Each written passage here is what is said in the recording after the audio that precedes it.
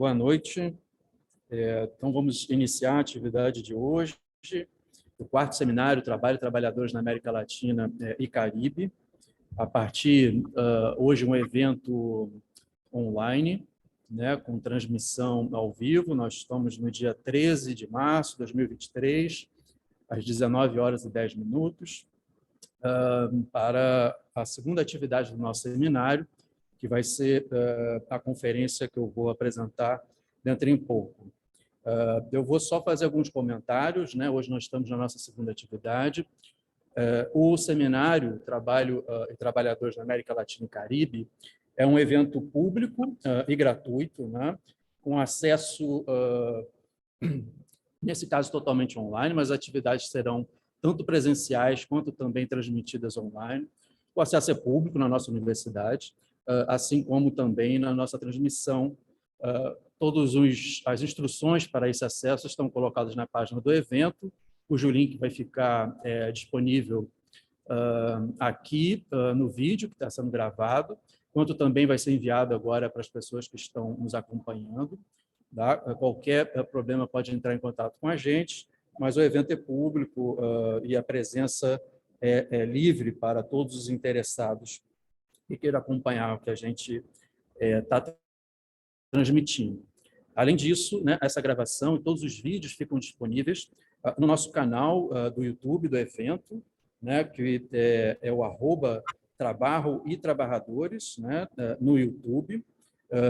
A atividade que foi feita no dia 7 de março, né, a gente fez um debate, o mundo do trabalho a partir da América Latina, comigo, Gil Félix, e com a professora Patrícia Torres, do CIESAS, de México, né? Esse vídeo já está disponível na íntegra no canal para quem quiser acompanhar, assim como o nosso também estará dentro em pouco. As nossas próximas atividades estão na programação, né? A temática do nosso evento, né, do nosso quarto seminário, né, que está sendo feito agora em 2023, é internacionalismo, superexploração e classe trabalhadora hoje.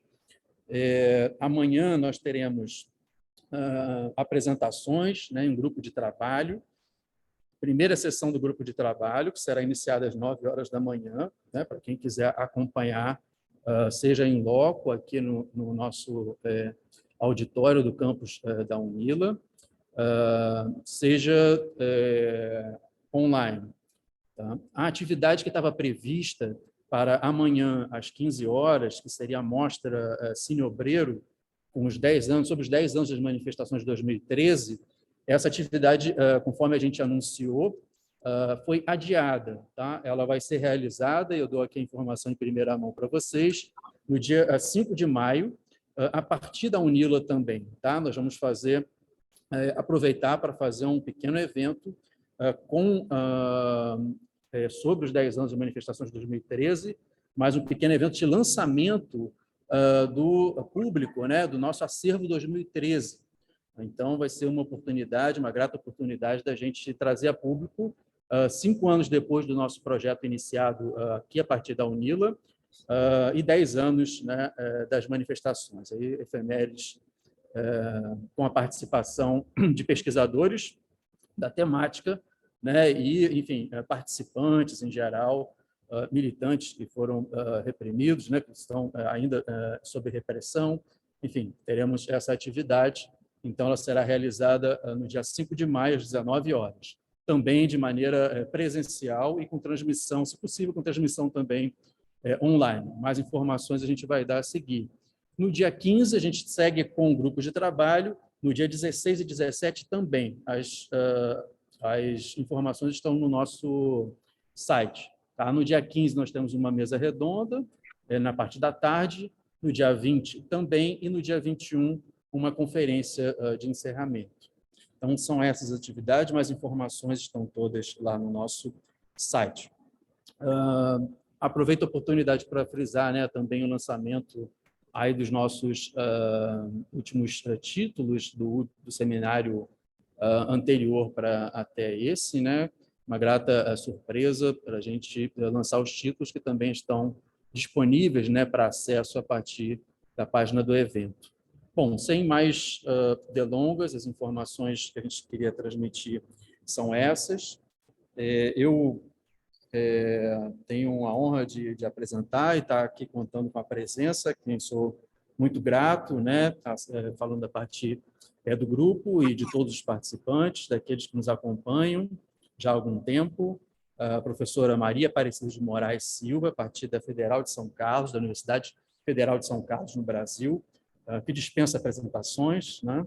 Enfim, estava conversando agora comigo e falou que não seria exatamente uma conferência, que ela se sente à vontade de dar uma grande aula. Então, fico ainda mais satisfeito de contar com isso e que ela deu o título para a gente de maneira muito generosa, Simbiose Perversa, Homens, Mulheres e Máquinas na Cultura da Cana. Boa noite, professora. O espaço e o tempo é todo seu. Boa noite, Gil. Muito obrigada de antemão pelo convite. Meus sinceros agradecimentos a você e a todos os membros aí do grupo, e também parabenizar pela iniciativa desse 4º Seminário de Trabalho e Trabalhadores na América Latina e no Caribe. Eu vou compartilhar aqui uma tela, mas como eu sou desajeitada em relação a isso, eu pedi o apoio da minha filha, então ela está aqui me ajudando, tá? Antes. Olha lá. Ele tem que liberar para você. Ele não liberou ainda. Tá. O Gil tem que liberar para você, mas pede para ele. Gil, você tem que me liberar a tela. O compartilhamento. O compartilhamento da tela. Verifica se agora está, se é possível. Tá. Agora eu vou aonde? Aqui.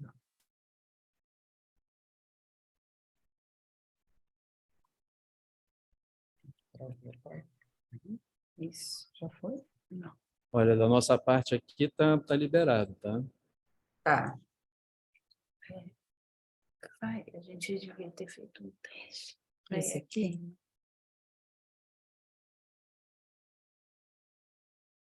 Não, cancelar. Deixa eu tentar. Tá.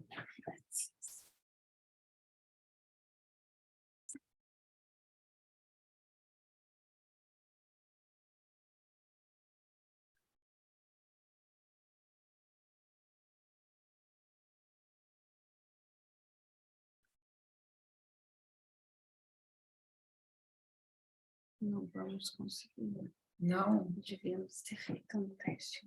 Não sei, porque eu não tô achando as coisas que estão acontecendo.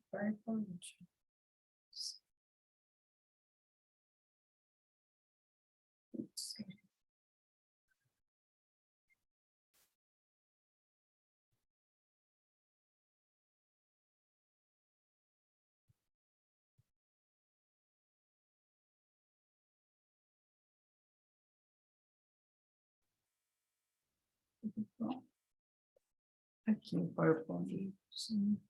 A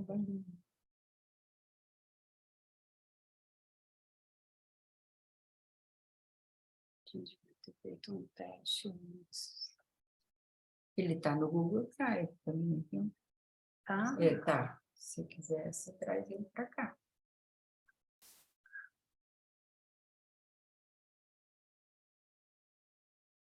Aqui, ó.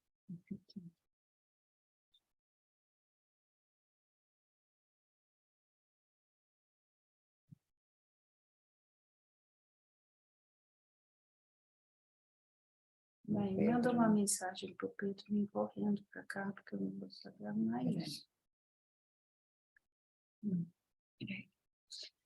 Bom.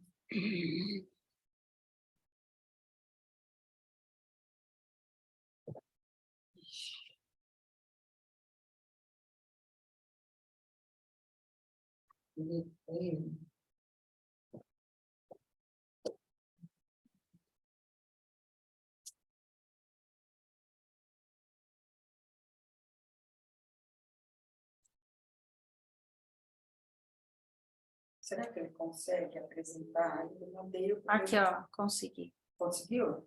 Consegui, estava travado. Pronto, pode vir. Viu? Aqui o telefone, tá? Bueno. Bom, Valéria, e aqui, o que eu faço? Pergunta se eles estão vendo lá. Vocês estão vendo a tela? Sim, sim, estamos. Aqui eu vou, aqui só. Tá, ok. Bom, Isso. Bom, então, vocês como eu vou falar em português e alguma coisa também vou falar em espanhol. De toda maneira, tem algumas observações preliminares a serem feitas, que é o seguinte, que são as seguintes.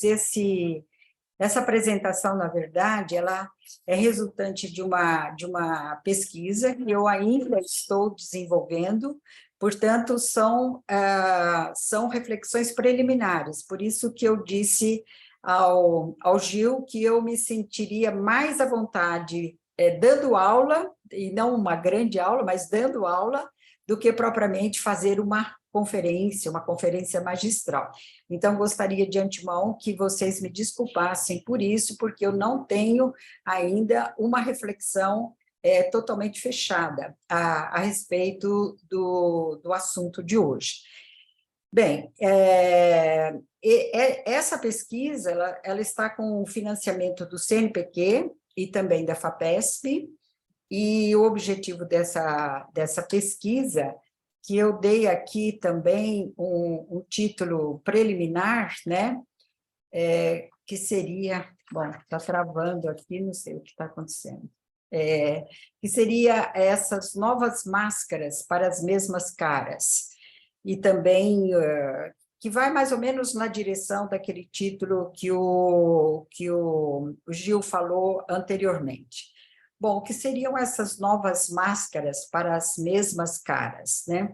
Então, o resultado das exportações das commodities aqui no Brasil. Então, primeiramente, eu vou fazer alguma apresentação mais geral, partindo do princípio que há pessoas do Brasil que já conhecem a nossa realidade e há pessoas que que são de outros países da América Latina que, porventura, não conhecem tanto a realidade, sobretudo aqui do estado de São Paulo.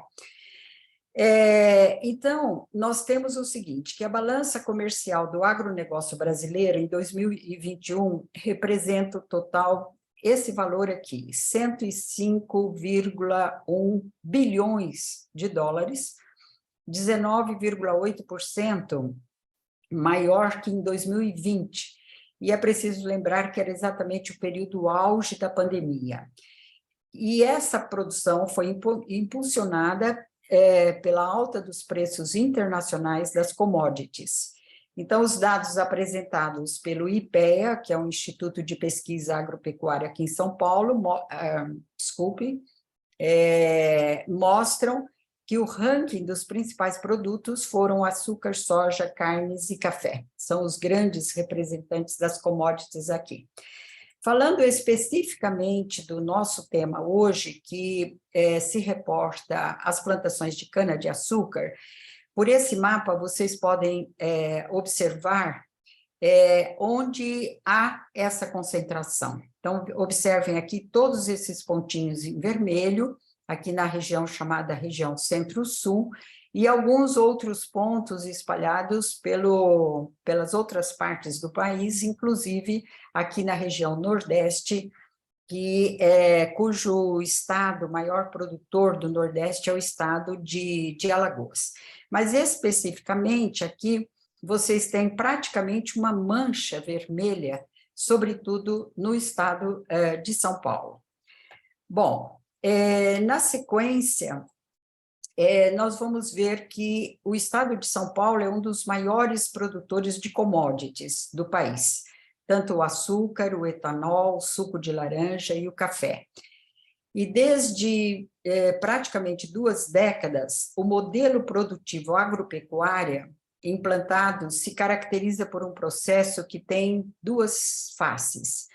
Primeiro, o desenvolvimento acelerado da tecnificação mediante o uso massivo de tecnologias de ponta, cujo resultado tem sido a dispensa de centenas de milhares de trabalhadores, principalmente os trabalhadores migrantes que vinham, sobretudo, para o corte de cana. E o segundo ponto seria referente ao apagamento da memória, que eu estou chamando aqui da memória laboral.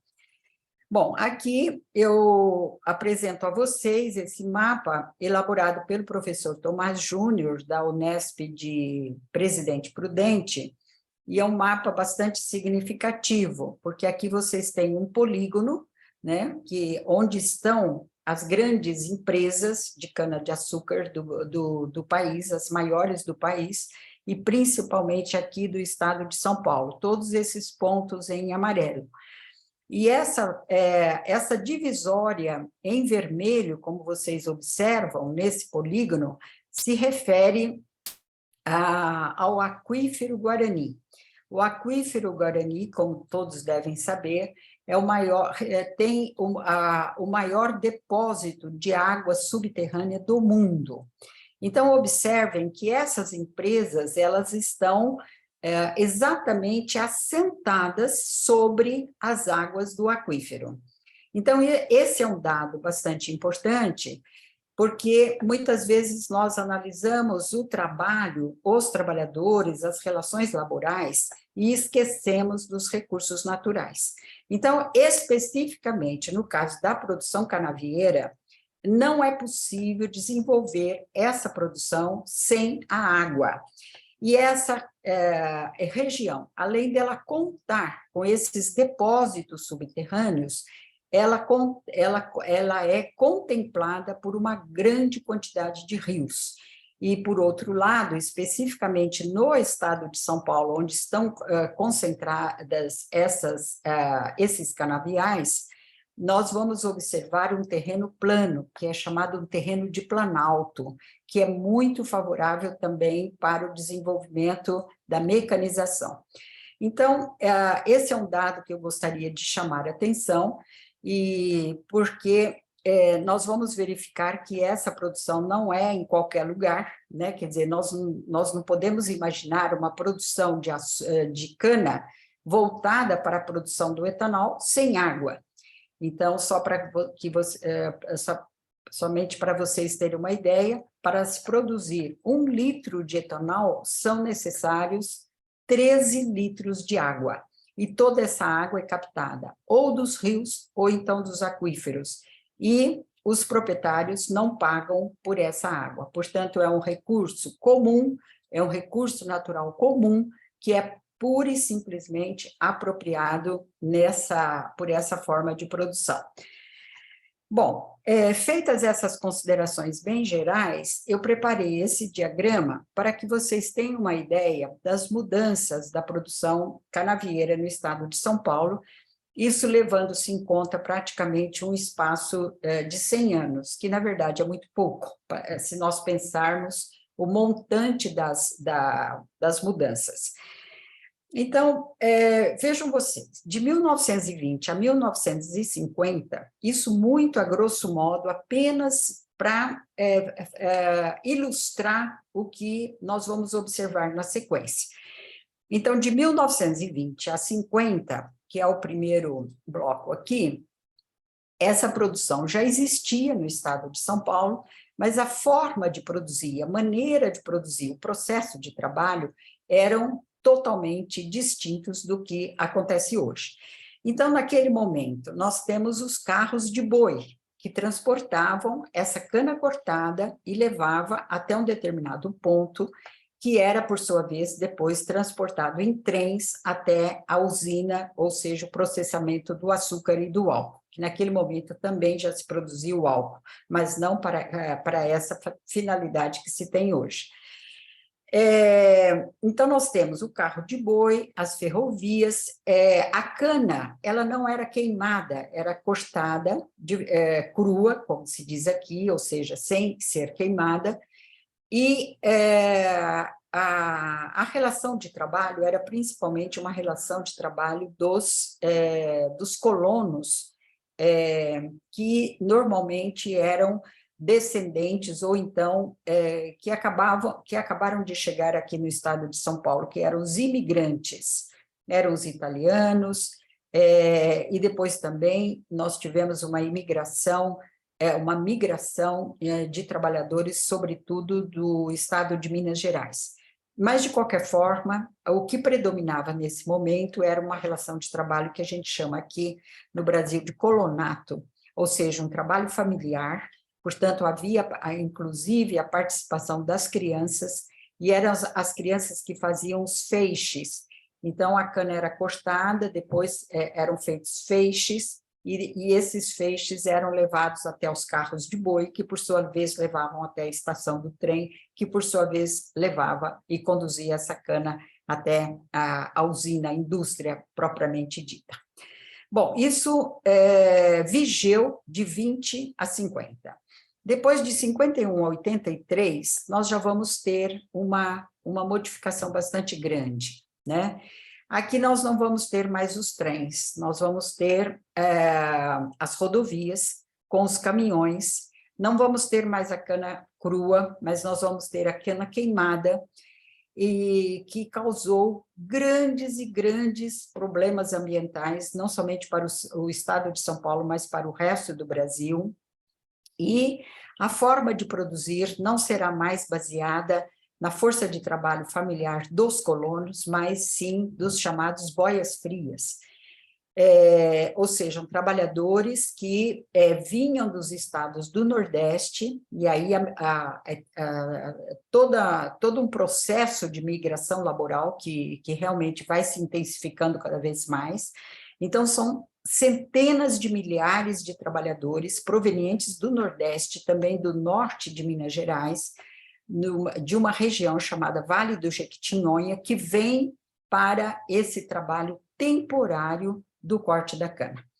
Então, vejam, de um trabalho permanente que nós tínhamos com o colonato, a gente passa para um trabalho temporário, porque esses trabalhadores são os safristas, eles cortam a cana durante 6, 7, 8, 9 meses, e depois eles voltavam para os seus locais de origem. É também importante a gente já apontar algumas modificações em relação ao uso de máquinas.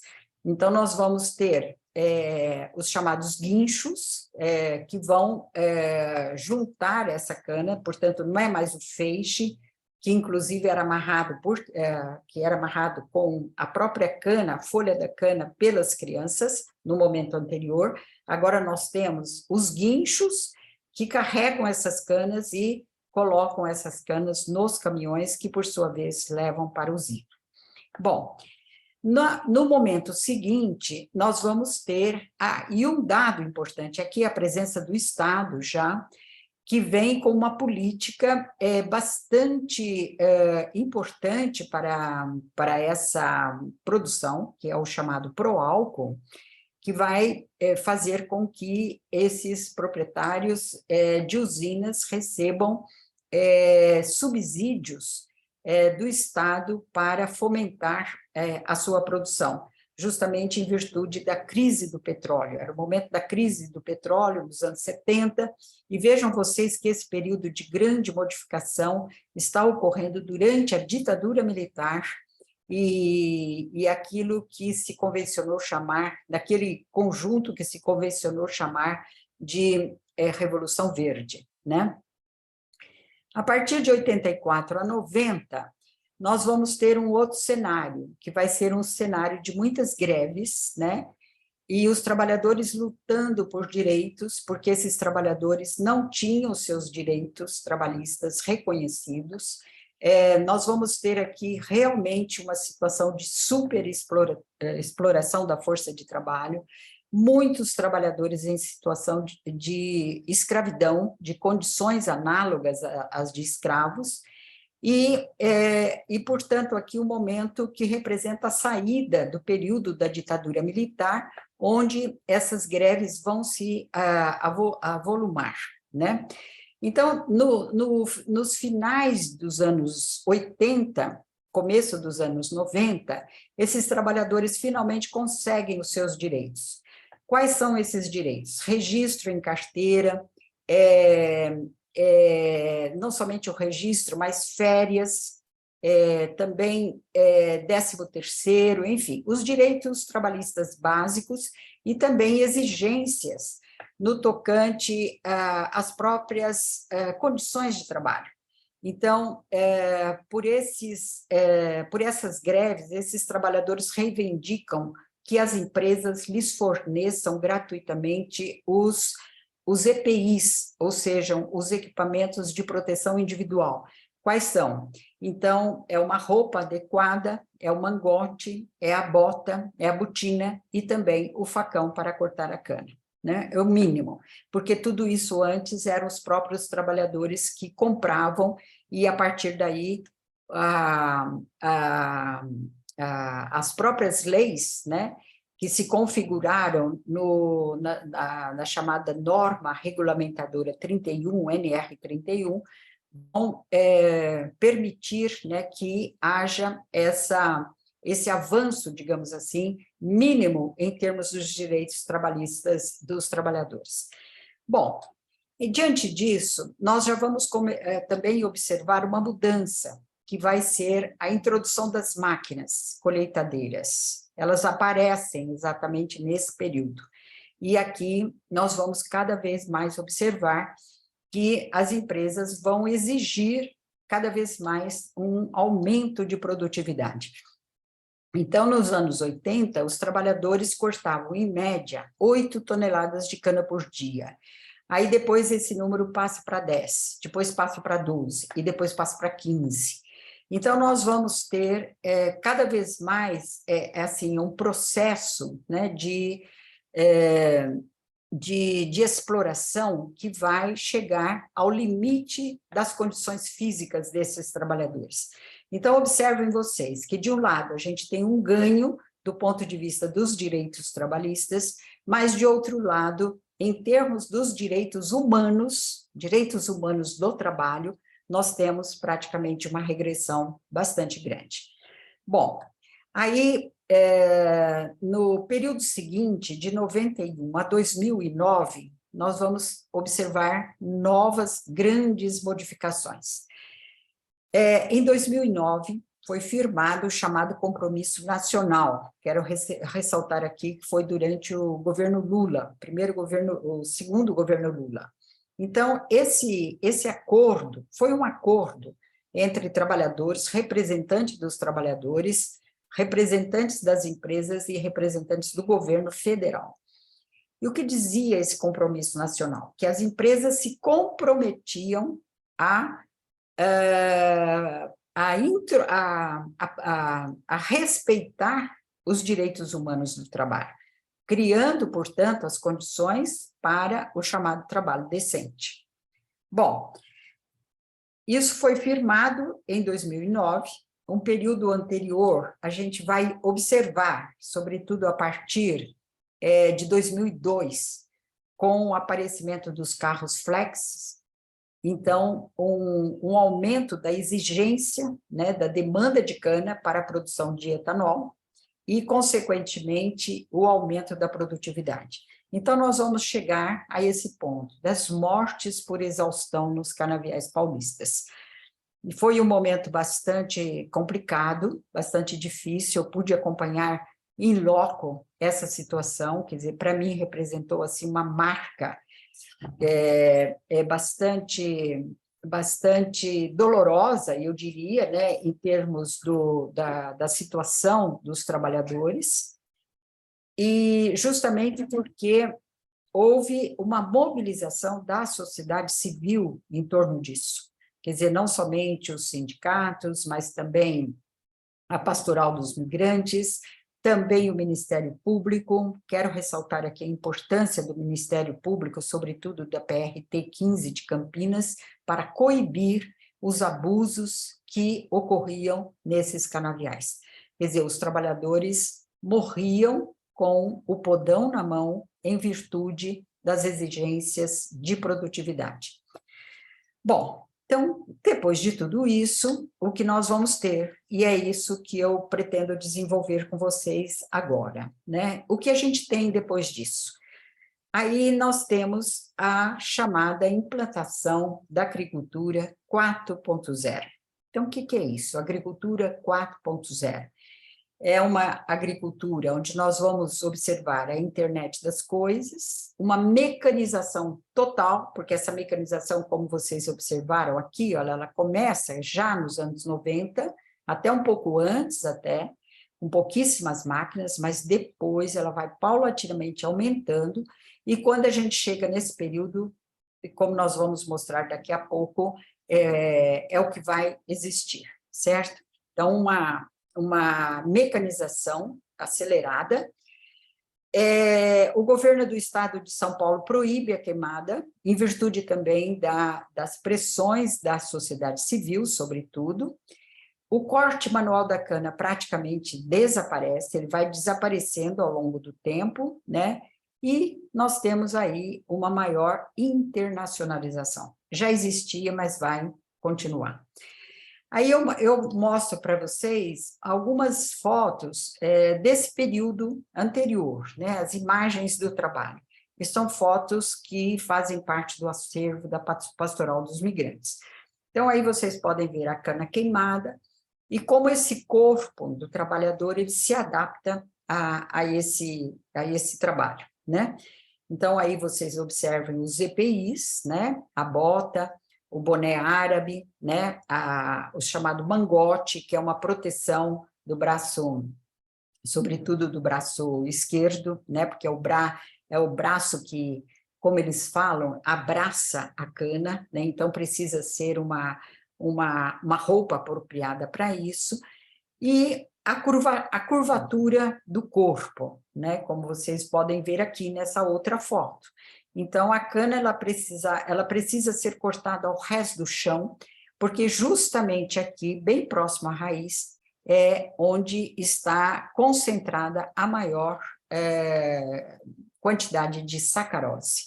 Então, vejam vocês, esse gesto aqui, olha, o dia todo, o trabalhador tem que cortar aqui embaixo, ao resto do chão, e depois ele tem que cortar a ponta da cana, o chamado ponteiro, porque isso daqui representava, na verdade, um custo para a usina, onde tem menos sacarose e, consequentemente, isso era peso para os caminhões e tudo mais. Então, o trabalhador era obrigado a cortar ao resto do chão e também aqui na ponta, né?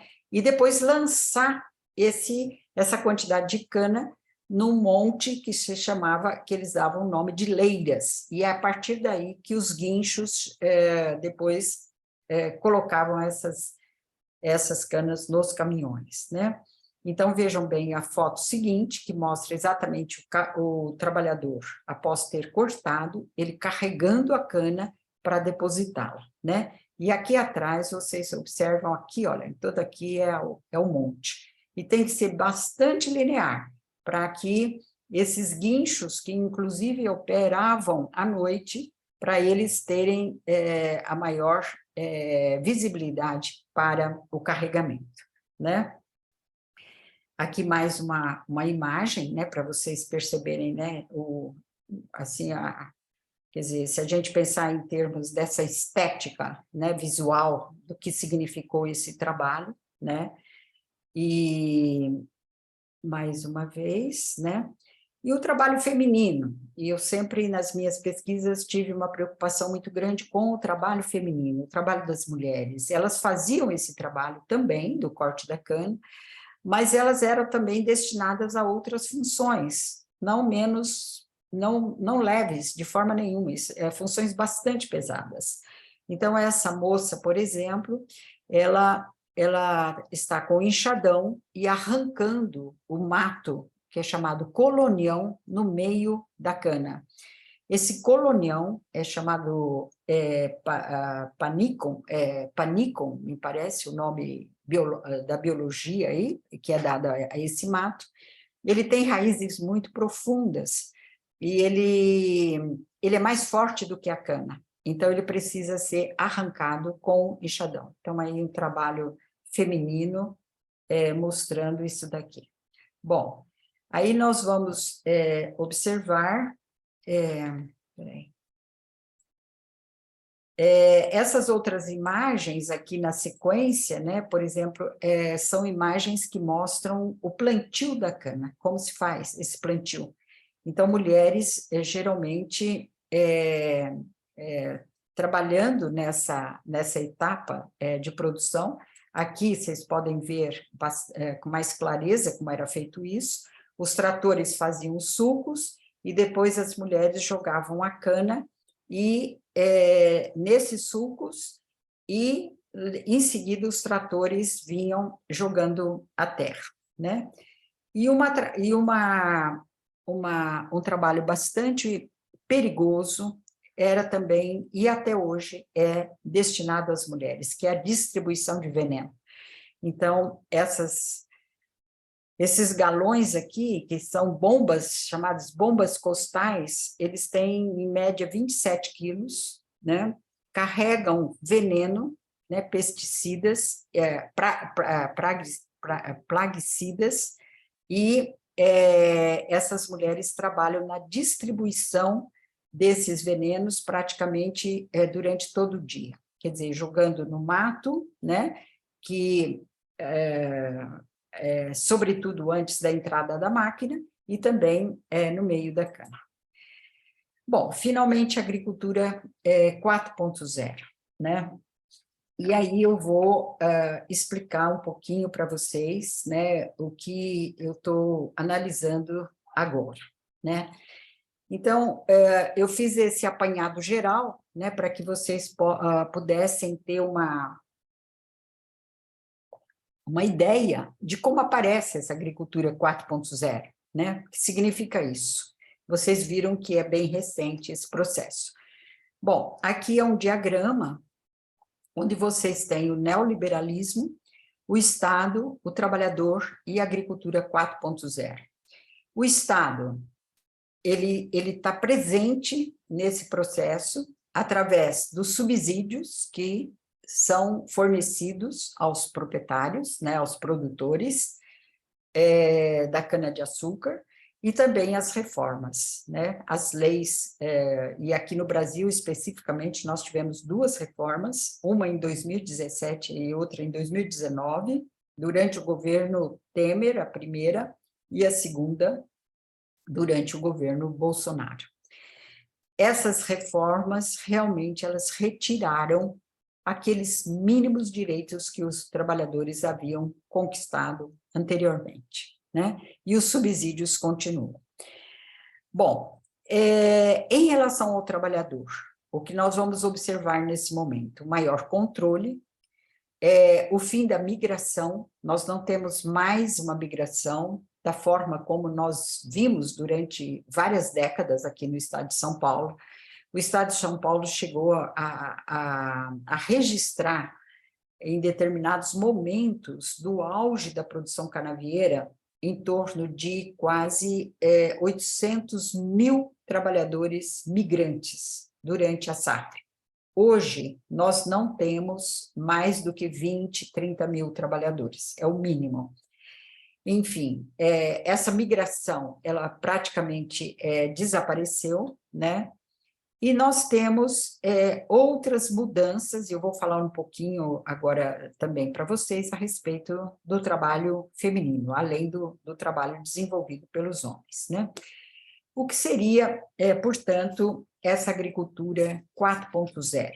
E aqui o diagrama aponta pela tecnologia, então máquinas super, né, desenvolvidas, com tecnologias de ponta, as TIs, que é tecnologias da informação, e vamos observar o que ocorre sobre os trabalhadores, essa transformação. Bom, nas palavras de Larissa Bombardi, que é uma geógrafa da USP, que é especialista, né, nessa questão dos agrotóxicos aqui no país, atualmente ela está na Bélgica, ela diz o seguinte, que a agricultura 4.0, em linhas gerais, ela pode ser descrita como uma agricultura que utiliza alta tecnologia no processo de produção, como aquela já conhecida pelo termo agricultura de precisão, em que há uma tentativa de controle dos fatores presentes na produção agrícola convencional, que seria, por exemplo, umidade do ar e do solo, acidez do solo, presença ou não de pragas, fase de desenvolvimento dos cultivos, mas com intervenções no campo, no próprio momento em que os problemas são identificados. Ou seja, é uma tecnologia tão aperfeiçoada que o que está acontecendo naquele momento, num determinado lugar, tudo é detectado pelos computadores que estão nas usinas.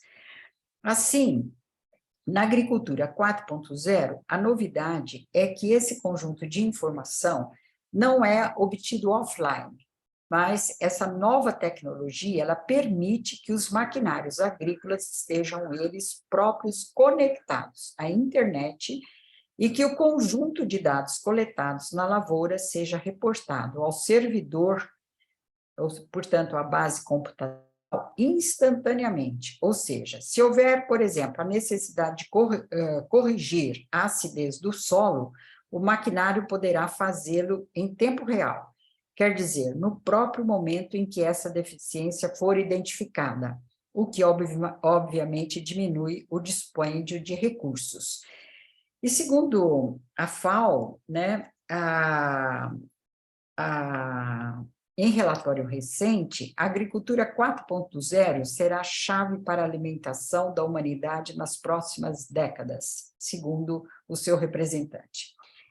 Então, observem o seguinte, que esse discurso hegemônico, ele é partilhado por cientistas de universidades paulistas e também de outros estados, e financiados por diversas instituições de fomento, dentre elas a própria FAPESP.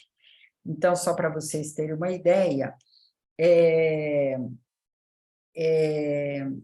aqui eu tenho um dado que a agricultura digital, ela recebeu o apoio da FAPESP no período de 96 a 2019. E nesse período foram financiados 275 projetos entre bolsas e auxílios, e 50 PIPs, né, que são bolsas destinadas para a inovação. Então, de acordo com uma reportagem também publicada pela revista Pesquisa FAPESP, né, isso em 2020, o uso de tecnologias da informação está transformando a agricultura brasileira, proporcionando aumento de produtividade e melhorias na sustentabilidade ambiental. Tal uso é cada vez mais frequente entre as grandes produtoras de commodities, como soja, milho, cana-de-açúcar, frutas cítricas, café e carnes. Segundo a reportagem, a implantação da chamada agricultura 4.0, ela consiste em informações precisas e em tempo real, por meio de sensores terrestres, drones, sistemas de rastreamento via satélite, capazes de coletar dados referentes à produtividade, características do solo, variação climática e incidência de pragas. Tratores e máquinas agrícolas são equipados com sistemas que permitem o monitoramento e operação remotos. Eu vou mostrar daqui a pouco fotos para vocês.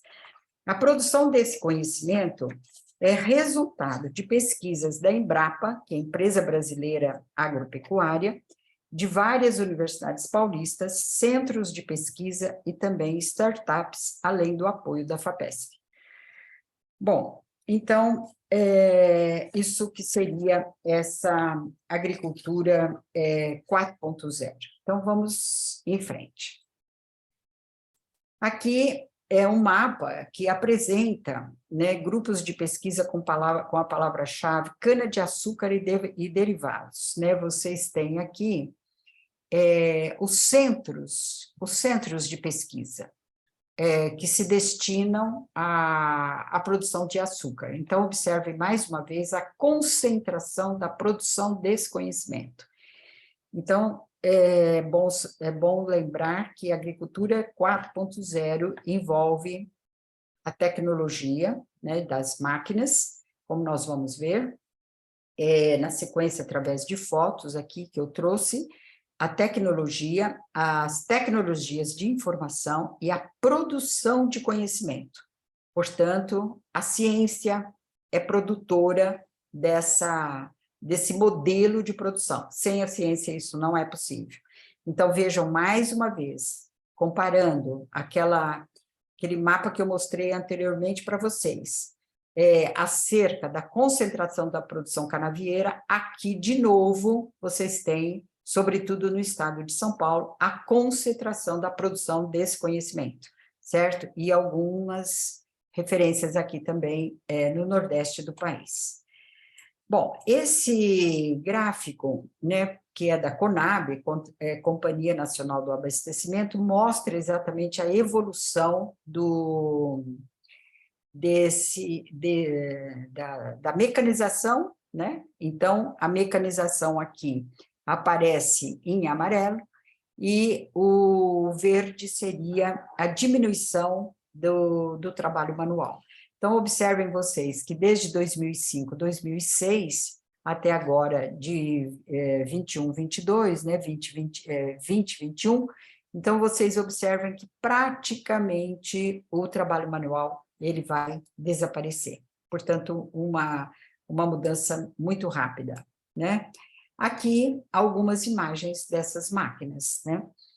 Então, é bom vocês prestarem atenção, porque daqui a pouco eu vou explicar com mais detalhes isso aqui. Então, vocês viram como era feito o corte de cana, o corte manual, né? Agora, tudo aquilo desaparece. Nós não temos mais a cana queimada, temos a cana crua, aí está o canavial, e aí temos a máquina, que é a colheitadeira de cana, né? Porque ela corta a cana, e ela pica a cana, e ela joga a cana nessa caixa, que pode ser transportada ou por caminhão, ou então por trator, certo? Então, isso é chamado de transbordo. Isso aqui é chamado de transbordo. Procurei na internet e transbordo também existe em espanhol, certo? Então, tem a máquina e o transbordo. Então, observem vocês que isso daqui tem que ser sincronizado, certo? Então, a distância entre essa máquina e esse caminhão é de 1,5 metro. Então, somente, prestem bem atenção nisso, 1,5 metro a distância. Olhem o tamanho da máquina, né? Aqui essa foto, ela dá numa outra perspectiva exatamente o que significa isso. E ali não é mais o caminhão transportando, mas é o trator, né? Então, é a cana sendo cortada, depositada, porque depois aí esse trator leva para um lugar que, por sua vez, é um caminhão também, que depois leva para a usina. Então, essa distância entre essas máquinas gigantescas é apenas 1,5 metro. Observem vocês que aqui nós temos um controle, né? Não, como nós vamos ver daqui a pouco, que é o controle dos próprios operadores, tanto do transbordo quanto da máquina, e também tem um controle que é feito pelas usinas, pelos computadores das usinas. Tá? Nós vamos falar disso. Uma outra mudança muito grande se reporta em relação a isso, que é a chamada vinhaça. E a vinhaça é um resíduo que é extraído da produção do etanol. Então, isso daqui é levado, funciona também como adubo, e isso é levado através de canais, ou então através de caminhões, tanques, também para as áreas de cana, e serve como irrigação. É chamado de fertirrigação, é um resíduo de cana. Bom, aqui vocês têm uma outra máquina que exatamente permite, portanto, já no local, jogar, né, esborrifar aquela vinhaça que era o resíduo de cana, que eu mostrei na foto anterior, para a área de cana, após o corte, certo? Isso daqui é extremamente tóxico, é um mau cheiro terrível, porque são compostos orgânicos aqui. Vocês não imaginam, passando perto da estrada, o mau cheiro que é tudo isso, e, ao mesmo tempo, isso tem que ser regulado, a quantidade para ser depositado tem que ser regulada, porque se aumentar, por exemplo, numa dose maior, ou então se chover naquele dia, esses resíduos são levados para os lençóis freáticos, e isso provoca a contaminação da água subterrânea. Bom, essa outra imagem também se refere ao que a gente chama de o que fica do bagaço da cana, depois que é extraído o açúcar, depois que é extraído o etanol. Então, aí vocês têm esse bagaço que é moído, né? E agora eles vão aproveitar também isso daqui para a produção do chamado etanol de segunda geração. Observem vocês a montanha de resíduos, né, dessa produção. Bom, o que a gente pode pensar em termos dessa produção, né? Eu disse, naquele diagrama anterior, eu coloquei lá para vocês o neoliberalismo, né?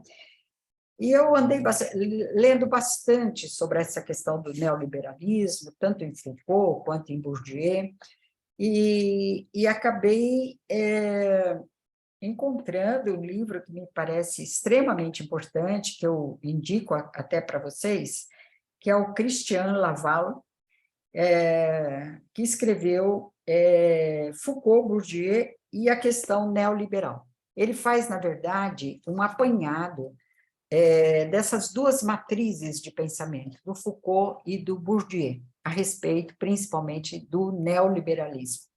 Bom, mostra os pontos que são convergentes entre esses dois pensadores e também aqueles pontos que são divergentes, né? Mas, no tocante a Bourdieu, ele vai dizer o seguinte sobre o neoliberalismo. Eu vou pedir licença a vocês para ler um trechinho aqui do livro, que está na página 238. A ideologia neoliberal é um estatismo de um gênero muito especial, já que se apresenta como uma ideologia anti-Estado, ao mesmo tempo que o próprio Estado ele se mobiliza e se transforma para universalizar a razão econômica. Então, quando a gente pensa em neoliberalismo, a gente pensa em mercado, livres mercados, livre comércio, e cada vez mais o Estado afastado daí. Quer dizer, o que os autores mostram aqui, tanto Foucault quanto Bourdieu, que não é assim. Quer dizer, não existe neoliberalismo sem o Estado, né? Então, vamos seguindo aqui a leitura. Na realidade, o neoliberalismo é impensável fora da instituição do Estado, o qual, como detentor do monopólio da violência simbólica, é o único em condição de impor a razão econômica a todos os domínios da sociedade. Então, por meio das elites que o controlam, o Estado impõe um novo princípio de construção do mundo legítimo e indiscutível, com auxílio de todos os instrumentos do poder simbólico à sua disposição. Fala autorizada, medidas regulatórias e leis do Parlamento, relatórios do Tribunal de Contas e comissões de especialistas de todo tipo. É o Estado que, simultaneamente, incorpora e impõe o que parece negá-lo, como instância superior, separada, distinta dos interesses privados.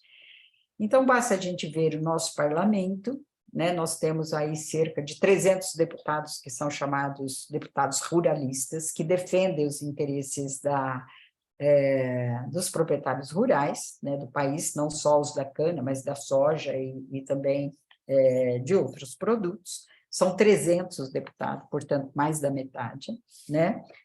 Nós temos esse Estado que legisla, né, sobre as leis trabalhistas, sobre as leis da Previdência Social contra os trabalhadores, né? E também esse mesmo Estado que disponibiliza, através do Banco Nacional de Desenvolvimento Econômico e Social, que é o BNDES, né, milhões e milhões para essa produção. É o mesmo Estado que faz isso, né? Bom, seguindo aqui um pouco, né, nós vamos observar que é o seguinte: o Estado é um grande construtor de mercado, é um árbitro na luta das empresas entre si.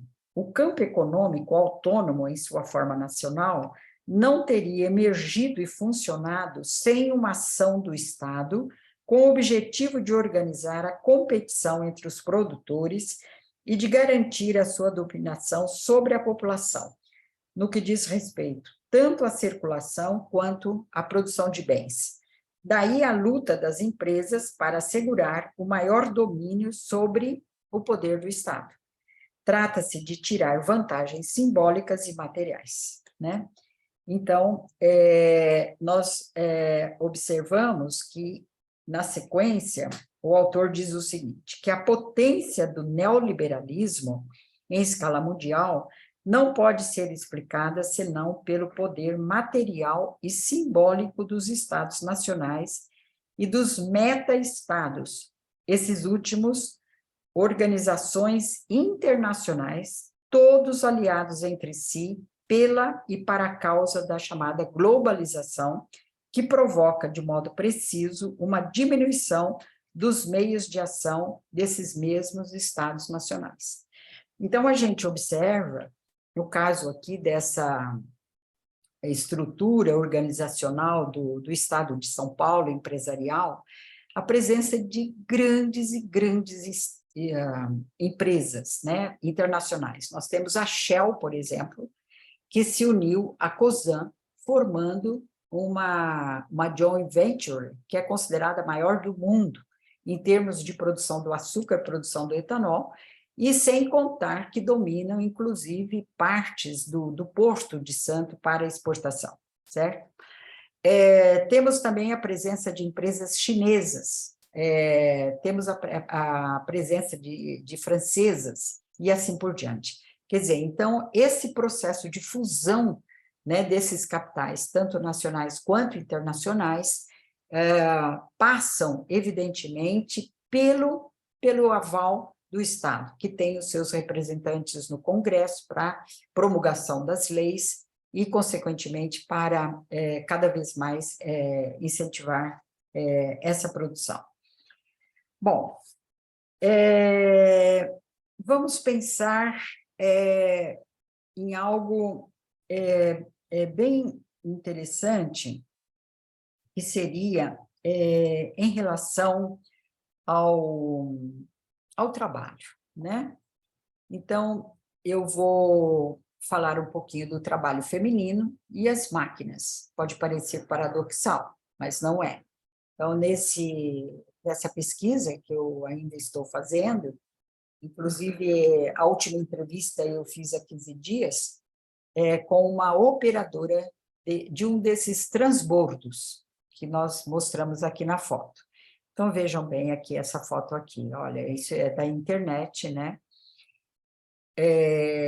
Energia feminina, prestem bem atenção nos chamados, energia feminina, né?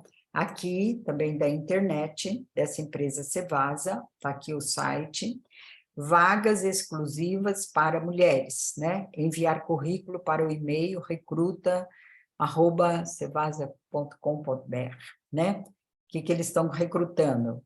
Operadora de colhedora, aquela máquina grande, necessário possuir CNH-C, que é um tipo de carteira, né, nacional de trânsito, operadora de trator transbordo, motorista de caminhão canavieiro, né? E aqui a carteira de autorização para conduzir, né? Então, veja bem, o que significa, de repente, tudo isso, né? Porque, na verdade, quando a gente viu a questão da mecanização, nós vimos que as mulheres foram preteridas, ou seja, elas foram alijadas do processo. Então, os operadores, a gente sempre dizia os operadores de máquinas, não as mulheres, não as mulheres. Então, era toda uma ideologia referente ao seguinte: a mulher, ela não pode trabalhar à noite, porque ela tem criança pequena, ou ela pode ficar grávida. É um trabalho muito duro, porque as usinas operam durante 24 horas por dia, então, o que significa esse trabalho à noite?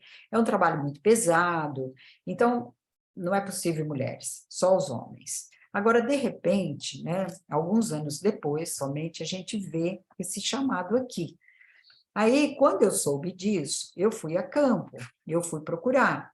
Através dos meus contatos, não é possível, o que aconteceu, né? Como é que houve essa mudança tão rápida desse jeito? Aqui vejam o seguinte, olha isso, um trator, né, com o que eles chamam de caixote, né, é uma carra, e é aqui que é colocada a cana, que vai ao lado, que é cortada pela colhedeira. Observem a cor do trator. Ele já sai com essa cor da indústria, cor-de-rosa. Cor-de-rosa. Trator cor-de-rosa. Bom, aí eu tive, depois de mais ou menos quase 2 meses tentando, porque é muito difícil conseguir entrevistar esses trabalhadores. Existe um controle muito grande sobre eles, e eles têm muito medo de falar.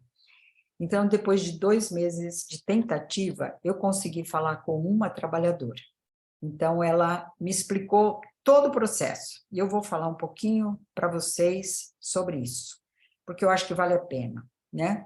E a gente vai discutir um pouco essa questão da ideologia de gênero, certo? A ideologia de gênero, entre aspas, né? Porque a gente sabe que não existe isso aí. Bom, então, ela me ofereceu essa foto, então, trator cor-de-rosa. Isso também tem na internet, se vocês quiserem ver. Aí depois, essas 2 fotos, ela se referem ao interior da cabine do trator. Então, vejam vocês aqui, olha, tem dois câmbios aqui, 2 câmbios. Um é para regular o trator, e o outro para regular o transbordo. Bom, aqui são vários botões, né, que ela vai acionar a usina, os computadores da usina. Aqui um computador, né? Então, observem aqui os 2 computadores. Então, aqui tem os 2 câmbios e aqui os 2 computadores. Um é o computador de bordo, aquele computador que vai registrar todos os acontecimentos ali, do trabalho naquele momento. Então, por exemplo, se tem um pneu furado, está faltando combustível, existiu qualquer problema ali relacionado ao recebimento da cana, tudo isso ela vai anotar, ela vai, aliás, clicar aquele botão e, consequentemente, entrar em contato com o computador da usina. E esse é o outro computador, que é o da usina. Então, esse segundo computador, o computador da usina, é aquele que vai exatamente controlar todo o processo de trabalho, tanto daquele trator, quanto de outros, quanto das máquinas e assim por diante. E vejam vocês que aí tem o GPS, portanto, via satélite, e tem também os drones. Tanto é que esses tratores, eles têm um número, todos eles têm, todas essas máquinas têm também, que esses números são colocados na parte superior da cabine. Então, quando os drones passam, né, eles registram o número, e aí, evidentemente, sabe o que está acontecendo ali. Bom, a entrevista com essa operadora de trator mostrou o seguinte, que na verdade, um trabalho extremamente difícil. Então, vocês vejam aqui, como eu falei, 1,5 metro de distância, né? Então, aqui, ela está recebendo, né, toda essa cana. Esse caixote tem, em média, um peso equivalente a 20 toneladas. E eles levam, de modo geral, 2. Então, na verdade, é um peso de 40 toneladas de cana. Então, observem o seguinte, se por acaso ela frear primeiro o trator, corre-se o risco de todo aquele peso do transbordo vir em cima do trator. Então, ela tem que tomar muito cuidado com os freios, porque há os freios para o trator e há os freios para o transbordo, né? A outra questão é o seguinte, vocês podem observar o tamanho dessas rodas e o que significa tudo isso. Tanto a roda do trator quanto a roda da colhedeira, elas precisam passar exatamente no meio das fileiras de cana. Tem que tomar muito cuidado para não passar em cima da cana, porque se passar em cima da cana, acontece aquilo que se chama pisoteio. Pisoteio é amassar aquela cana, né, e, consequentemente, vai trazer um problema para rebrotar, né, porque a cana é uma gramínea, não é como o milho. O milho tem que plantar toda safra. A cana não, ela planta uma vez e ela vai depois brotando 4, 5, 6, 7 vezes, dependendo da variedade de cana. Então, tem que tomar muito cuidado nesse alinhamento, né? Então, vejam o seguinte, tanto a colhedeira quanto o trator. E tudo isso conectado, quer dizer, tanto via usina, quanto também via rádio. Então, por exemplo, se há algum problema no sentido de que o trator tem que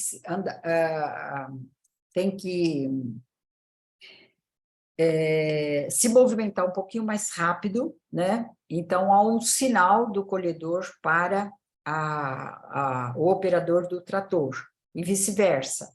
Então, eles têm também o rádio para se comunicar, né? Porque o barulho é muito grande entre dessas máquinas. Então, é necessário fono de ouvido para que realmente eles tenham minimamente a proteção. Bom, então, conversando com ela a respeito de tudo isso, ela foi me explicando o funcionamento, como é o trabalho, etc. e tal, e aí eu explorei a questão dos riscos. Bom, mas e o risco? Bom, risco tem, mas e medo? Medo a gente tem, mas acontece que a gente precisa enfrentar o medo. Então, observem o seguinte, que depois de todos aqueles estereótipos que nós sabemos acerca das mulheres, que as mulheres só fazem coisa leve, que as mulheres são medrosas, né? Que elas não são confiantes, de repente, é tudo ao contrário. Quer dizer, a mulher é confiante, a mulher ela tem medo, mas ela enfrenta o medo, e ela é capaz de fazer um trabalho pesado. E ela é capaz de fazer um trabalho pesado, tal como os homens, né? Bom, então esse foi um dado que eu encontrei no campo, né? E essa foto aqui, para mim, ela é extremamente significativa, justamente porque ela chama atenção para uma nova ideologia, certo? Quer dizer, então nós temos aqui uma nova ideologia, portanto, eu gostaria também de chamar a atenção de vocês para o fato de que os conceitos, eles não são fixos. Os conceitos, eles são maleáveis. Então, da mesma forma, o trabalho, da mesma forma, a classe, conceito de trabalho, conceito de classe, conceito de gênero. Nós observamos que, na verdade, o conceito, não existe propriamente o conceito, mas o que existe é uma espécie de circuito do conceito. Ou seja, ele circula. Podemos dizer que existe uma espécie de deslizamento do conceito. Então, por que eu digo isso? Porque houve uma transformação total em relação às mulheres. E por que está acontecendo isso? Aí fui buscar, através de outras entrevistas que eu fiz com operadores, que é o seguinte: os homens não estão aceitando esse trabalho. Porque é um trabalho duríssimo, além de tudo, tem o turno noturno, que funciona das 11 da noite até às 7 da manhã.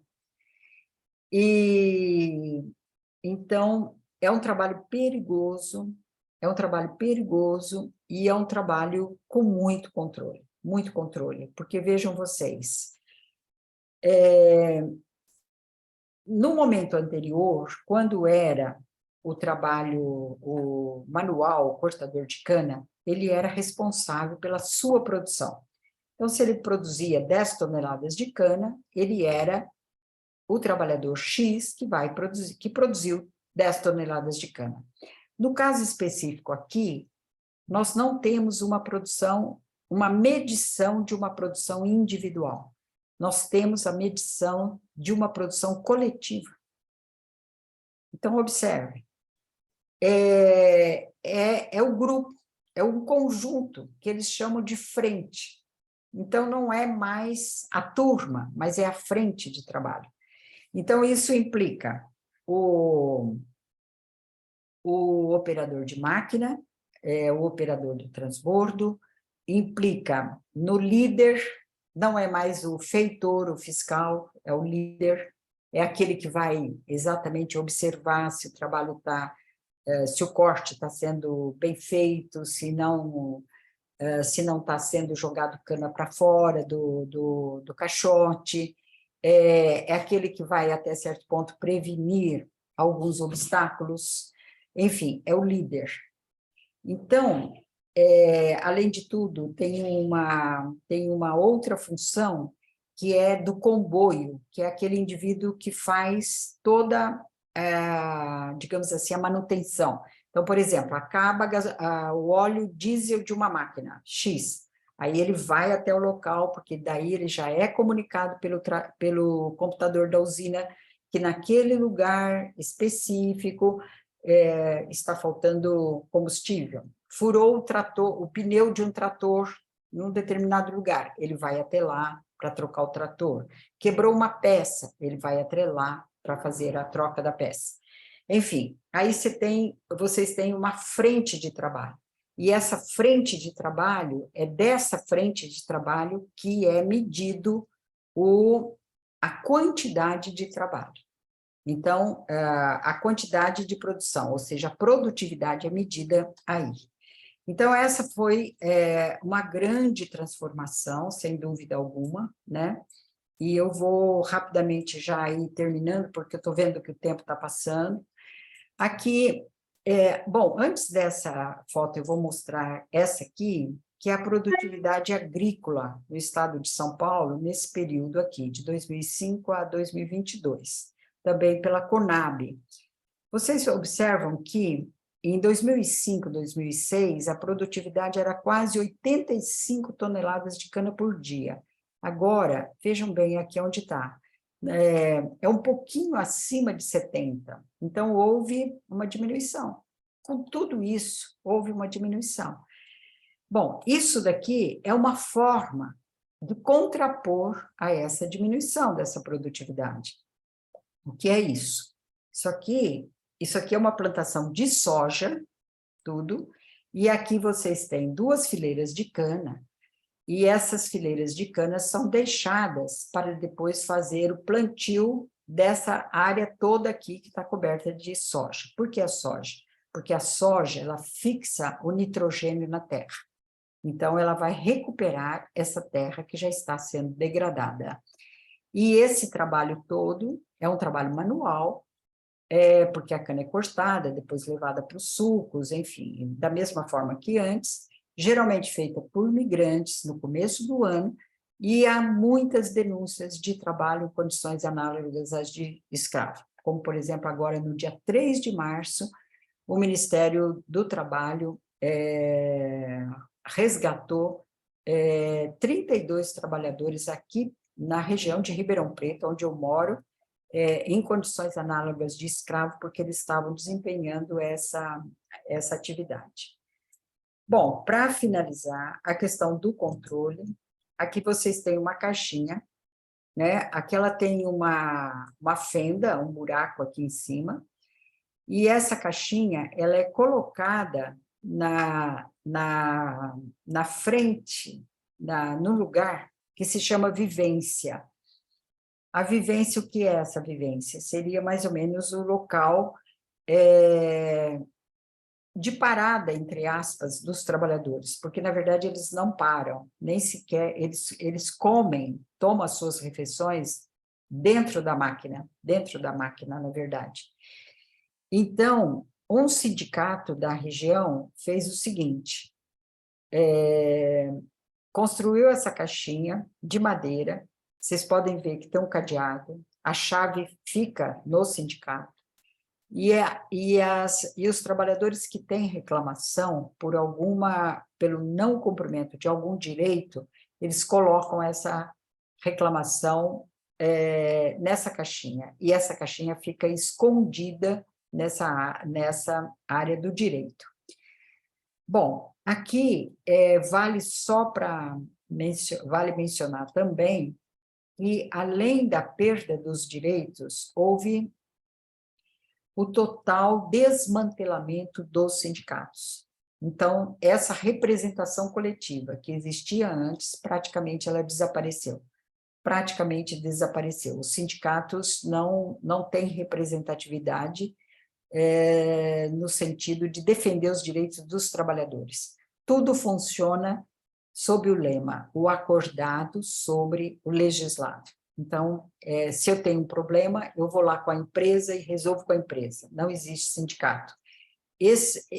Excepcionalmente, esse sindicato ainda é um sindicato combativo, mas funciona dessa forma, escondido, porque o sistema de controle é muito grande.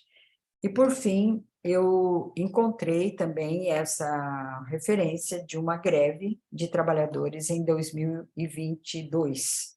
Esses são todos operadores de máquina, e eles estavam exatamente em greve por causa da premiação.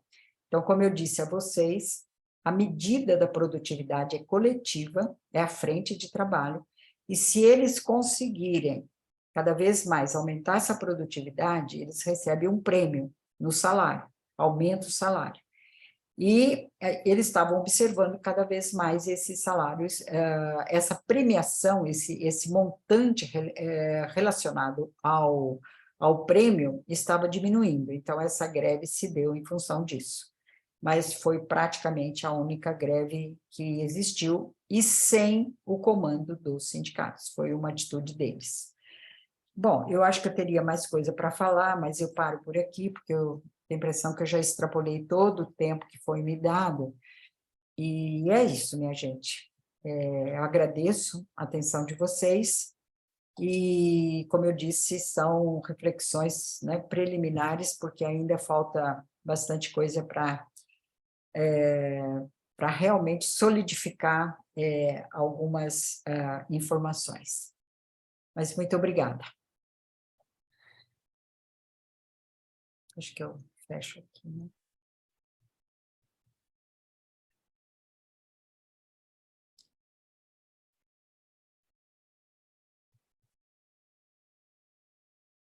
Ok. Acho que eu consegui por aqui. Me escuta? Sim, te escuto. Ok. Então, enfim, antes de tudo, queria agradecer e parabenizar a aula, de fato, que nos foi dada aqui hoje, né? Na verdade, exposição muito generosa, eu acho que não só para os estudantes, de maneira geral, para os pesquisadores que estão acompanhando, né? Colegas, enfim, da área e para todos os estudiosos do mundo do trabalho, de maneira geral. E como a gente sempre enfatiza, né? Ao contrário do que se imaginava, sendo o trabalho não tendo perdido a centralidade na vida social. Então, sem sombra de dúvida, as informações, desde as informações técnicas, né, até esse processo recorrido, na verdade, é de uma generosidade, uma contribuição que muito nos alegra ter sido feita aqui no âmbito do nosso seminário. Tá? Então, antes de tudo, queria agradecer. O chat nosso aqui está aberto, né, para os participantes enviarem algum comentário, se for o caso. Eu inicio, enfim, com algumas questões, as pessoas estão enviando os parabéns pela apresentação também, então eu comunico. Tá? E uma questão que nos apetece aqui sobre as questões dos estudos que a gente vem fazendo, e que muito me alegra foi o processo histórico, né? Acho que o processo histórico foi muito interessante, que foi feito, né, na exposição, em especial sobre a questão que foi muito bem demonstrada em relação ao aumento da produtividade do trabalho. Aqui eu não estou falando da produtividade em relação a como a palavra é utilizada, né, no campo empresarial, mas estou falando em relação aqui ao aumento da composição do capital mesmo, né, o maquinário, etc., o processo que passou nesse período mais recente, junto, né, e concomitante com o processo foi chamado da superexploração do trabalho, inclusive do corte manual, né? Esse processo, pelo que me parece, ele foi feito de maneira conjunta, ao mesmo tempo que foram introduzidas as máquinas, também, né, pelo menos pelo que eu anotei, passou de 8 a 15 toneladas, né, de corte dia, algo desumano, né, que obviamente sacrificou, matou muitos trabalhadores. A senhora acompanha já há muito tempo. E junto com isso também a questão da ação do Estado, nesse caso na associação, né, na internacionalização, né, mas uma internacionalização associada, né, as joint ventures mesmo, né, que foi, enfim, a senhora bem destacou nesse campo. Eu me lembro aqui do campo da mineração, não é diferente, né, enfim, para a gente também falar. Todo aquele desastre, né, o primeiro foi de uma barragem que era de uma empresa, de uma joint venture da Vale, né, com a BHP, as duas maiores no setor mundial, né, enfim, então nesse caso também e o conhecimento aplicado, né, nesse caso científico da agricultura 4.0. Então me parece que foi um processo em conjunto. E então eu queria perguntar se era isso mesmo, né, se isso foi exatamente esse processo. E outra questão que nos apetece muito é sobre a questão do quanto, né, e aí eu vou fazer um convite, não sei se a senhora pensa sobre isso, mas, enfim, do quanto que aquilo, do contexto dos assalariados rurais, né, dos chamados assalariados rurais, nesse caso agora já sobre tecnificação, os operadores de máquina, etc., né?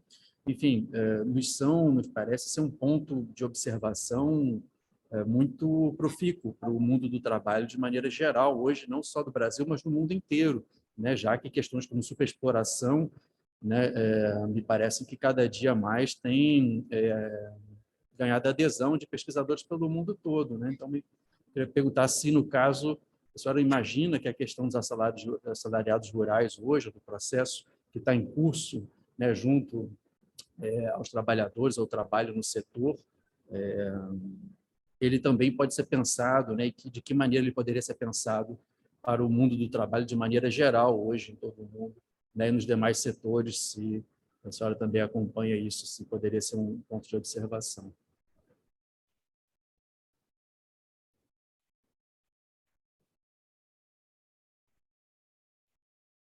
E já encaminho também uma questão que chegou por parte da Ana Sofia Lopes Moreno, né, que se apresenta como sendo de Colômbia, agradece e pergunta o que acontece, né, o que sucede com os pequenos produtores de cana, né, se a senhora teria informação a respeito. dos pequenos produtores de cana. Bom, são essas as questões. Se vier outro, eu apresento, senão a gente também passa a palavra e, desde já, agradeço mais uma vez. E fique à vontade. O tempo... a gente não está fazendo nenhum tipo de controle de tempo. Fique à vontade para fazer a exposição, tá? De maneira alguma, enfim, nosso seminário, a gente faz questão, né, dos convidados terem total liberdade para fazer as suas exposições. A gente considera também que são registros históricos, né, de pesquisadores que muito contribuem para o nosso pensamento e para a nossa formação. Olha, Gil, muito obrigada aí pelas questões. Eu vou começar pela última, né, da Colômbia, né, a respeito dos pequenos produtores de cana. Na verdade, o que existe no estado de São Paulo são grandes áreas de cana, ou essas usinas, né, que a gente chama aqui de usinas, são as empresas que têm esse controle, né, da industrialização, digamos assim, né, da produção do açúcar e a produção do etanol. Essas empresas também têm o controle da propriedade da terra, elas também têm a terra. Mas o que predomina no estado de São Paulo são as formas de arrendamento. Então, aqueles antigos pequenos produtores, eles acabaram arrendando as terras para as usinas. Então, as usinas, muitas vezes, no caso dos chineses, sobretudo, eles não têm tanto interesse na compra de terra, mas sim no arrendamento. Então, é o que se tem aqui predominando. E mesmo porque se trata digamos assim, de tecnologias muito avançadas, né? Porque, como vocês observaram, no caso da colheita da cana, todo esse momento da colheita, ele é precedido por outros momentos. Por exemplo, o momento do plantio, né, que é o momento de semear a cana, tudo isso obedece a uma regra, a uma norma, a um planejamento. Essas máquinas, antes, o terreno ele era cheio de curvas de níveis. Eu não sei se vocês sabem o que é isso, mas por exemplo, tem uma parte do terreno e a outra parte do terreno em que se faz uma espécie de vale para captar a água da chuva. Agora, não, todo o terreno é plano, porque para facilitar depois a circulação dessas máquinas e desses tratores. Então, tudo se passa por um controle muito grande. A questão das variedades de cana. Então, existe um investimento científico muito grande nesse setor. Então, da genética, da biologia, a cana transgênica e assim por diante, né? Então, essa cana que tem mais sacarose, menos sacarose, quer dizer, não é uma atividade para o pequeno produtor. Quer dizer, é uma atividade tão somente para o grande produtor, para a grande empresa, porque realmente exige esses investimentos enormes, né? Então, essa é uma questão. Quer dizer, esse pequeno produtor, ele praticamente desapareceu. No caso do estado de São Paulo, nós temos hoje perto de 6 milhões de hectares em cana. É um estado que tem a maior população do país, são mais de 45 milhões de pessoas, e, no entanto, é um estado que não tem segurança alimentar, né? Ele não tem arroz, ele não produz feijão, ele não produz verduras, ele não produz frutas, ele não produz outra coisa a não ser cana para o açúcar e para o etanol, produz também laranja, que também é exportada sob a forma de suco, né? O estado de São Paulo é um dos maiores produtores de suco de laranja do mundo e produz café. Mas esses outros produtos, o estado de São Paulo importa, ou dos outros estados ou de outros países, né? Então, quando a gente pensa na alta do preço dos alimentos aqui no Brasil, a gente tem que fazer essa referência, porque esses alimentos estão cada vez mais sendo produzidos em áreas pequenas, tanto dos assentamentos rurais, assentamentos de reforma agrária, como produtores, pequenos produtores, agricultores familiares que estão em outras áreas do país, porque aqui no estado de São Paulo, realmente, essa produção é muito pequena. Quer dizer, o que nós temos aqui é essa produção gigantesca e com esse avanço tecnológico que eu tentei mostrar para vocês. Então, eu acho que a pergunta é bastante interessante, porque toda essa questão que eu coloquei envolve, primeiro, a concentração da terra, da propriedade da terra, a eliminação, praticamente, dessa figura dos pequenos produtores e a concentração dos capitais, né, da terra e também dos capitais, né, acumulação e concentração. Outra coisa também, outro ponto importante, é que eu não falei, mas é um dado importante dessa produção, é a distribuição de praguicidas por aviões. Então, eu mostrei algumas fotos de mulheres que ainda fazem isso, mas, de modo geral, para algumas pragas, eles empregam aviões, são as chamadas aeroagrícolas. O estado de São Paulo é o que detém o maior número dessas aeroagrícolas. Vejam que essa maneira de produzir é proibida tanto nos Estados Unidos quanto na Europa, e aqui ela é totalmente permitida. Então, o que acontece? Na medida que esses aviões distribuem o agrotóxico, se há vento, o vento leva o agrotóxico e ele acaba contaminando as áreas contíguas à cana. Então, nós temos casos de plantações de verduras, de hortaliças, sobretudo dos agricultores familiares e também dos camponeses, que são totalmente tomadas pela verdadeira chuva, como se diz, a chuva de veneno, né? Porque, por exemplo, imagine vocês receber uma horta com alface, recebendo uma quantidade de veneno, a alface vai desaparecer. Então, isso acontece sobretudo no Vale do Paranapanema, e lá o grupo do professor Tomás, da Geografia do Trabalho, tem denunciado muito essa prática desenvolvida por essas aeroagrícolas. Então, se de um lado nós não temos mais a queimada, a fuligem da cana, agora a gente tem o veneno, temos chuva de veneno. Antes a gente tinha a fumaça, a fuligem, e agora a gente tem o veneno. É isso que está acontecendo aqui, e os trabalhos da professora Larissa Bombardi mostram isso com uma clareza muito grande. Ela era uma referência nacional e internacional acerca disso. Quer dizer, o uso de agrotóxicos aqui no Brasil, e ela faz uma comparação sobretudo com a Europa, né? E atualmente ela está na Bélgica, porque ela sofreu ameaças aqui no Brasil, e por isso ela foi para a Bélgica. Bom, então veja que a situação dos pequenos produtores realmente é uma situação bastante difícil diante desse modelo, que é o modelo hegemônico.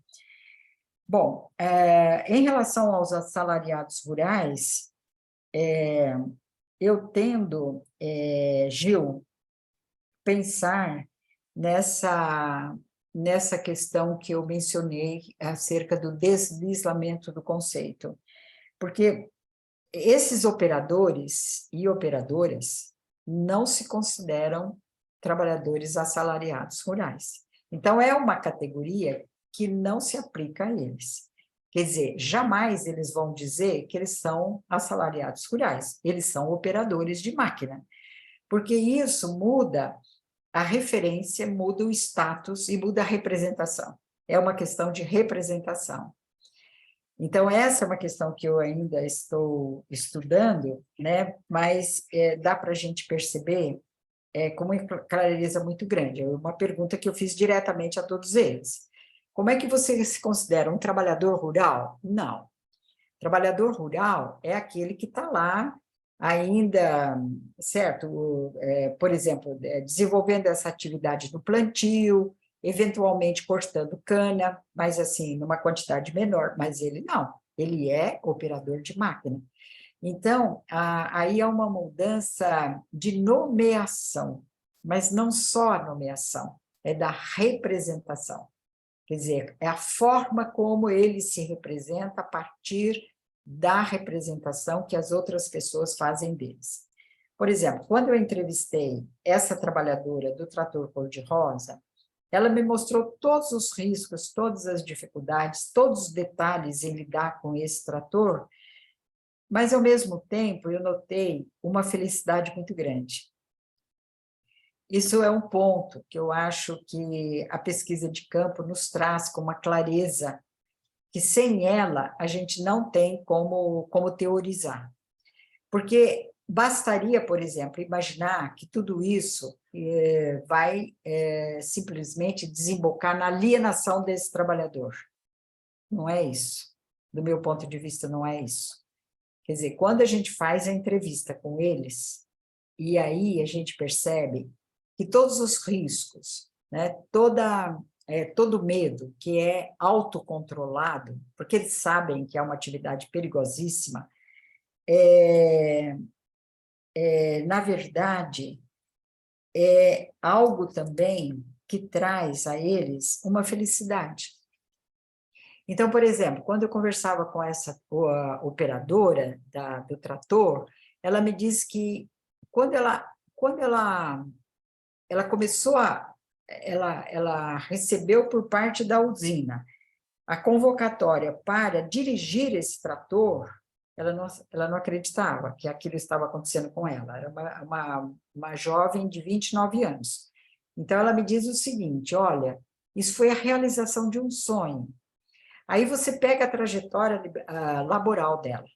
Ela morou no campo, trabalhou como trabalhadora rural, filha de trabalhador rural, ela trabalhou na enxada, ela também cortou cana, e depois aí houve essa convocação por parte da usina, ela mandou o currículo, daí foi aceita, aí depois ela ficou como auxiliar de operadora, porque ela tinha carta de motorista, ela dirigia carro e moto, mas não trator. Daí ela conseguiu essa carta de CRHC para dirigir o trator, e aí ela começou a ser auxiliar de um tratorista. Quer dizer, na verdade, esse conhecimento todo não é transmitido através de cursos, mas sim, não existe uma capacitação, eles aprendem a partir da experiência com o outro, a experiência laboral de um que é transmitido a outro. Então, eles dizem sempre o seguinte: uma coisa é a teoria, outra coisa é a prática, certo? Uma coisa é você saber como é o trator, como funciona o trator, e outra coisa é realmente você estar ali operando, e saber manejar, e saber, digamos assim, resolver todos os problemas, né? Então, ela contou um caso que foi o seguinte: ela estava numa loja para comprar o sapato. E aí, no momento de fazer o cadastro, a vendedora perguntou a ela qual era a profissão dela. Ela falou: eu sou operadora do trator, tal usina tal. Aí, imediatamente, a vendedora chamou todas as vendedoras da loja para conversar com ela, porque, na verdade, a grande estrela era a mulher do que operava o trator cor-de-rosa. Então, vejam, não é por acaso aquele slogan da energia feminina, não é por acaso o lançamento desse trator, tem lá o vídeo na internet, os produtores falando da importância da mulher, da energia feminina e tal. E outra coisa que eles ressaltam muito é o cuidado. A mulher é cuidadosa. Então, não é por acaso. A mulher vai ter mais cuidado com aquela máquina. certo? E o medo que ela sente é positivo, porque quando você tem medo, você fica mais cautelosa. Isso eles dizem isso com uma clareza muito grande. É bom ter medo, não pode ser doidão, digamos assim, porque daí vai acontecer problema. Então, o que eu estou pensando é que essa felicidade, ela também é objeto de captura do capitalismo. Assim como o capitalismo captura, como eu já escrevi, os afetos. Então, na medida em que há uma imposição da jornada de 5 por 1, significa que o trabalhador trabalha 5 dias na semana e descansa 1. Então, o que significa isso? Que não há encontro entre eles. Não há encontro entre eles, porque uma turma trabalha 5, enquanto a outra trabalha no outro dia. Então, os domingos, há muitos que estão trabalhando nos domingos. Então, o encontro praticamente não existe. Então, o que eu observei é que são pessoas sós, porque vocês têm 8 horas de jornada, mais 4 horas de deslocamento, 2 horas para ir, 2 horas para voltar. São 12 horas. Um trabalho como esse que exige uma atenção total. Não se pode imaginar uma desatenção num segundo. Não se pode, porque senão pode acontecer um acidente gravíssimo.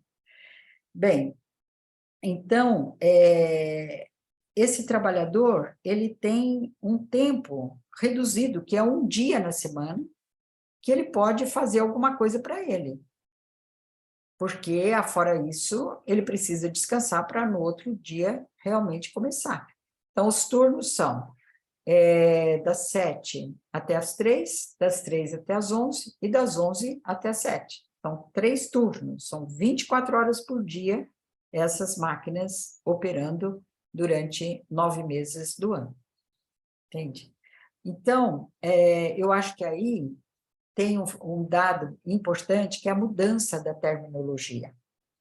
Então, você não tem a turma, você tem a frente, você não tem o feitor, você tem o líder, você não tem mais o trabalhador rural, mas você tem o operador, e o sindicato já praticamente já não tem mais um sentido naquilo tudo ali, e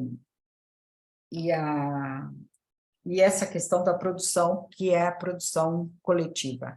Então, além do controle que é exercido sobre ele, ele também se autocontrola, porque se ele, digamos assim, não conseguir aquela produção, ele está prejudicando a si e a todos os demais integrantes daquela frente, porque é a frente toda que vai receber a premiação. Percebem?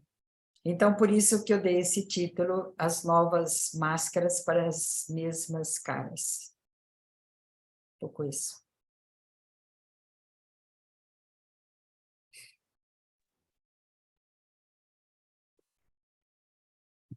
Ok.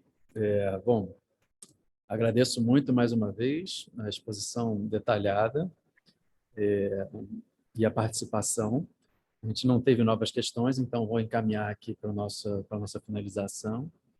Se tiver mais algum comentário, então já para os comentários finais, e dar talvez algumas dicas aí para os estudantes que vão nos assistir, ou os demais colegas, né, que estão também fazendo suas investigações.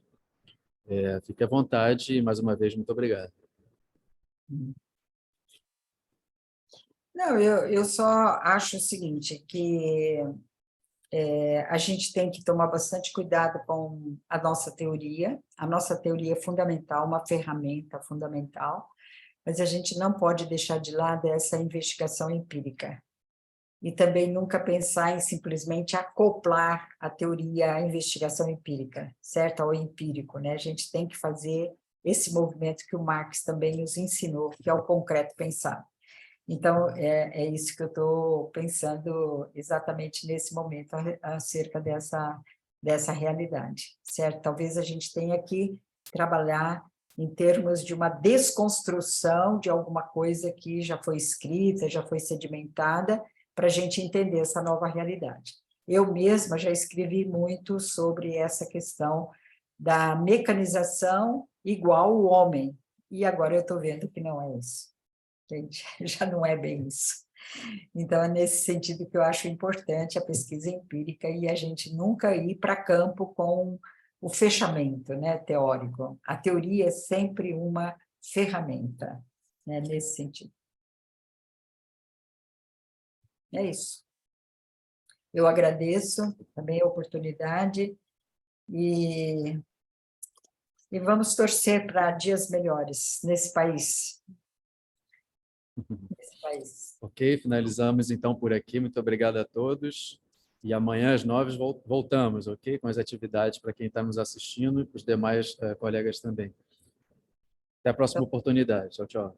Até mais. Um abraço, Gil. Muito obrigada, viu? Foi um prazer te reencontrar, tá? Tudo de bom. Tudo nosso. Tá. Tudo de bom. Tchau, tchau.